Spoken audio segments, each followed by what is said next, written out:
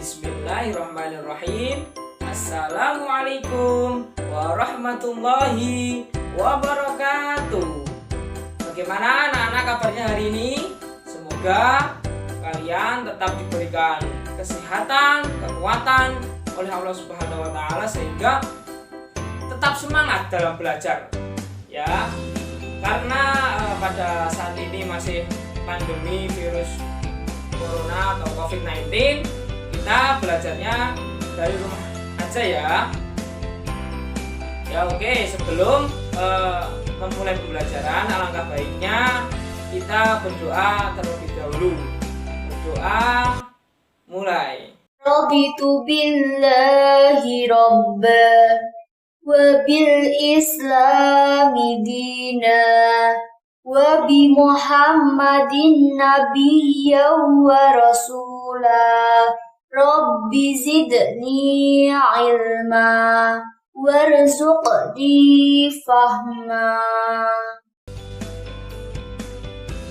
Amin, amin, amin ya rabbal alamin. Semoga dengan adanya bacaan doa tadi dapat memperlancar dan diberi pemahaman yang lebih oleh Allah Subhanahu wa taala. Sebelum memulai pelajaran, Bapak mengingatkan untuk absensi terlebih dahulu di media WhatsApp group dulu ya. Satu persatu silahkan cantumkan nama dan nomor absennya ya.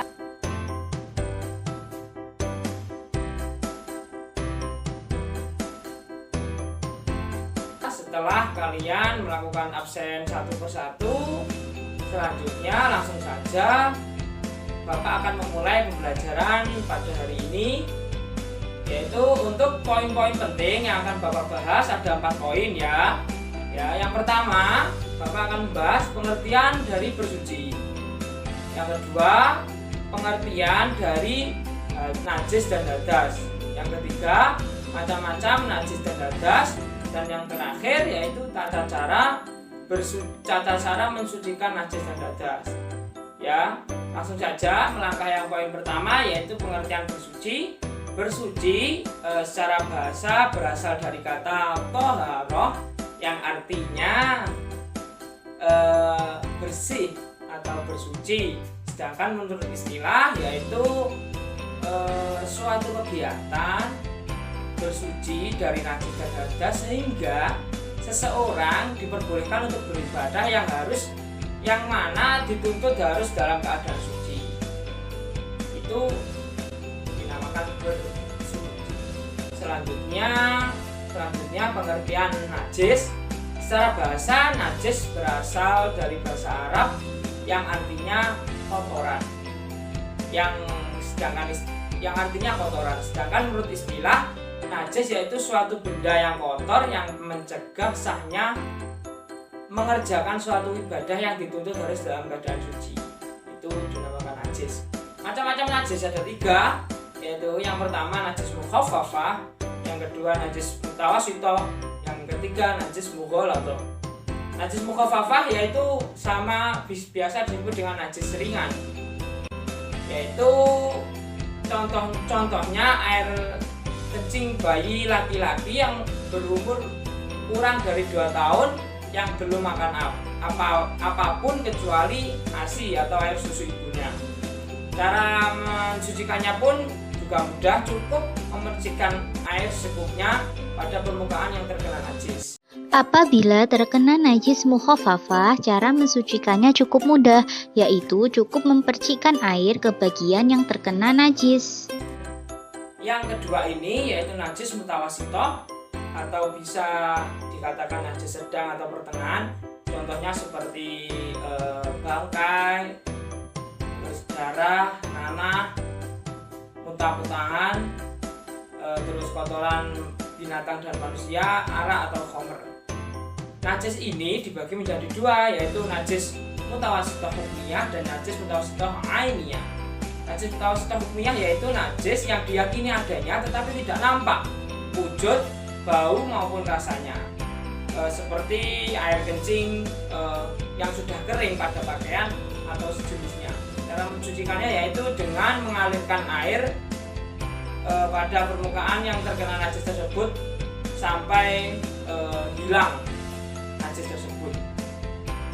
Kemudian najis mutawasitoh ainiyah, yaitu najis yang diyakini adanya tetapi juga nampak zat atau wujud, bau, warna maupun rasanya.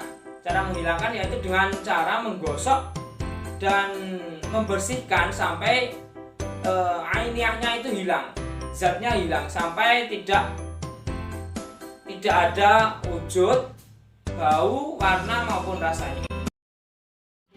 Apabila terkena najis mutawasitoh ainiyah, cara mensucikannya cukup dibasuh sampai najis itu benar-benar hilang rasa, warna. Selanjutnya yaitu najis mughalladzah. Najis mughalladzah yaitu najis yang tingkatannya sudah berat, ini najis berat. Contohnya najis yang bersumber, semua yang bersumber dari anjing dan babi. Cara mensucikannya pun juga melalui beberapa tahap, yaitu dengan cara membasuh air sebanyak 7 kali. Salah satu diantaranya menggunakan air yang dicampur dengan tanah. Ya, paham ya untuk penjelasan najis dari Bapak ini? Oke, ya selanjutnya akan Bapak lanjutkan materi ya, pengertian hadas yaitu hadas yaitu berarti suatu peristiwa atau sesuatu yang telah terjadi atau sesuatu yang tidak berlaku.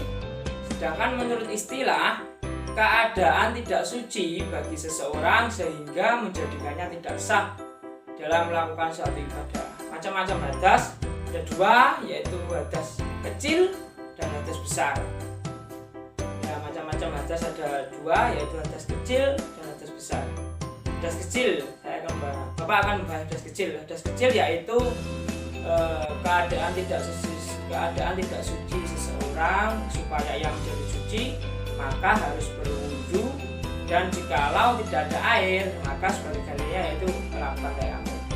Hal-hal yang menyebabkan seseorang berhadas kecil yaitu yang pertama karena ada sesuatu yang keluar dari dua jalan, yaitu bubur dan dubur. Yang kedua karena hilangnya akal. Yang ketiga karena bersentuhan antara kulit laki-laki dan perempuan yang bukan mahram, ya. Kemudian yang terakhir yaitu karena menyentuh kemaluan. Ya, selanjutnya yaitu hadas besar. Hadas besar yaitu keadaan tidak suci seseorang. Supaya ia menjadi suci harus mandi besar. Hal yang menyebabkan seseorang berhadas besar yaitu karena apa saja? Yang pertama karena bersetubuh atau bertemunya dua kelamin antara laki-laki dan perempuan, jima, baik itu keluar mani maupun tidak. Yang kedua keluarnya mani. Yang ketiga karena haid. Yang keempat karena nifas. Yang kelima karena wiladah. Dan yang terakhir karena meninggal dunia, kecuali meninggal dalam keadaan perang membela agama sehingga tidak dimandikan. Ya, mungkin cukup sekian penyampaian materi dari Bapak tentang najis dan hadas. Semoga kalian bisa memahaminya dengan baik, dan nanti apabila ada yang ditanyakan bisa langsung bertanya di WhatsApp grup. Nanti insya Allah akan Bapak jawab satu persatu. Ya, sebelum Bapak akhiri pembelajaran pada hari ini, Bapak akan memberikan tugas kepada kalian semua, yaitu Bapak akan membagi kalian dalam 3 kelompok, ya. Dalam 3 kelompok.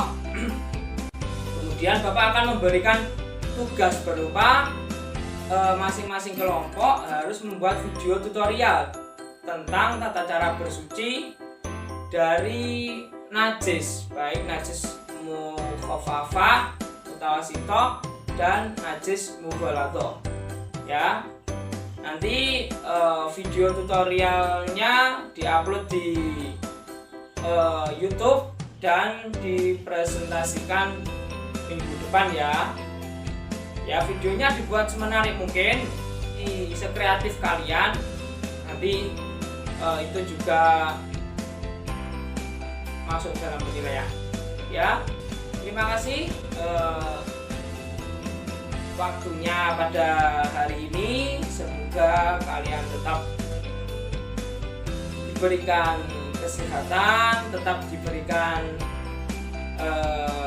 ketabahan dalam menjalani pembelajaran yang online ini ya. Semoga apa yang kalian cita-citakan juga dikabulkan oleh Allah Subhanahu wa taala ya. Sekian dari Bapak. Apabila pada pembelajaran atau penyampaian materi pada hari ini Bapak banyak kesalahan, Bapak mohon maaf yang sebesar-besarnya ya. Billahi taufik wal hidayah wal ridha wal inayah. Wassalamualaikum warahmatullahi wabarakatuh.